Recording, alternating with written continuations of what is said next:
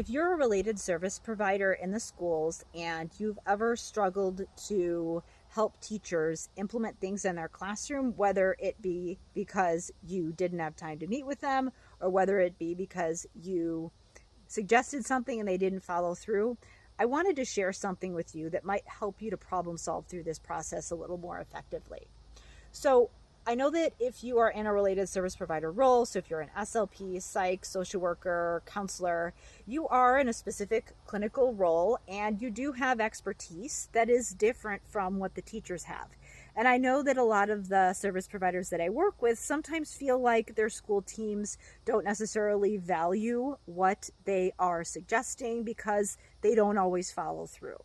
And I wanted to share one reason why people don't follow through with things that therapists recommend, and it's often not about you.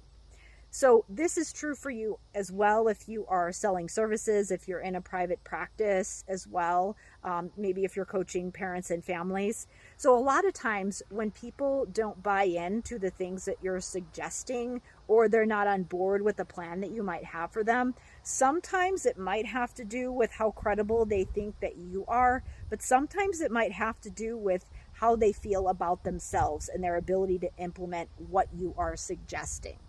I've actually heard about this in various sales trainings, and I think it applies to clinical fields in education and healthcare as well. And basically what they said is that your clients or people that are considering buying services from you, they have to believe in you, but they also have to believe in themselves.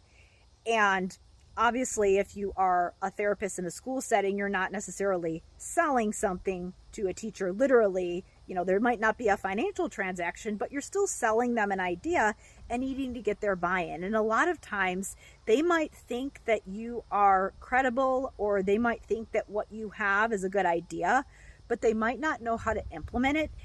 And they know that when they go back to their classroom, they're going to have a million things on their plate and they're not going to be able to follow through with what you're suggesting.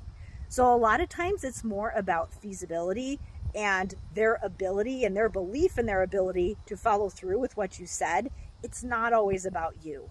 So when we think about it that way and when we problem solve from that standpoint, a lot of times it can help us to figure out, am I suggesting something that seems feasible and possible to them? Perfect plan that is not implemented is not the perfect plan, but an imperfect plan that is implemented consistently sometimes is much better. So when we think about working with teachers and supporting them, I think that we need to come from this mindset of, yes, what's my ideal plan? And what's my ideal thing that I would like them to put in place in their classrooms to support my students? But if that's not possible and if that's not feasible for them in the moment, is there something that we can do right now and do consistently that can get us closer to where we need to be? Because sometimes we can do that in baby steps and get there gradually.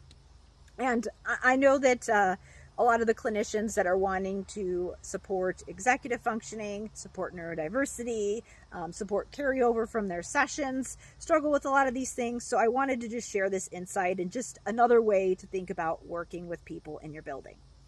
So to learn more about how to do this, I actually go through a complete framework for implementing executive functioning support in my School of Clinical Leadership program for related service providers. I actually started this program as more of a leadership program rather than executive functioning program. I think that executive functioning should be embedded into all school leadership protocols when we're thinking about universal design and special education. So I think that executive functioning is something that needs to be under the umbrella of leadership.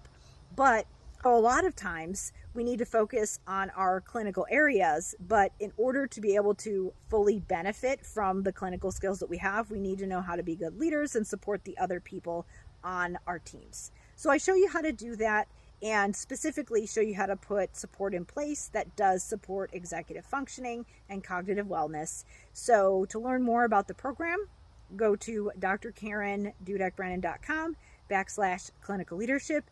Again, the program is about supporting executive functioning, but there's a huge portion of the program that really just helps you to be a better team member and a better leader and really consider the feasibility and the programming components of the things that you're recommending, because that's going to be key and really fully supporting your students. Again, drkarendudek-brannan.com/clinical leadership.